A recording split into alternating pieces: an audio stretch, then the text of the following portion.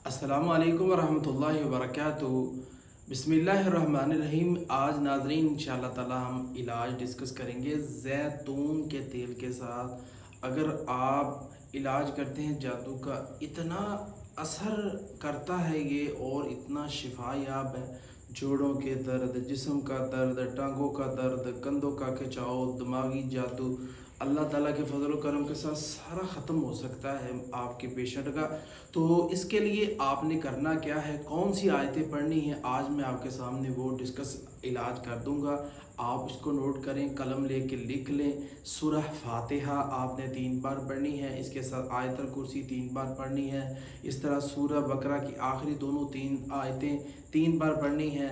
और इसी तरह आपने सूरह इखलास, सूरह फलक, सूरह नास 3 बार करनी है। सूरह यूनुस की 81-82 नंबर आयत ये पढ़नी है। इसके अलावा आपने सूरत त्वाहा की जो आयत नंबर है वो है 68 से 69 तक। इसके साथ साथ सूरह आराफ की आयत नंबर 117 से 122 तक। बस इतना आपने पढ़ना है। पढ़ने के बाद जैतून के तेल पे दम करके अपने जिस्म की आप मालिश कर लें और अपने जिस्म को आप इसके साथ सुकून मुहैया करवा लें। इंशाअल्लाह रहमान बच्चा भी कर सकता है, नौजवान भी, बूढ़ा भी, हर उम्र का पेशेंट इसके साथ इलाज कर सकता है।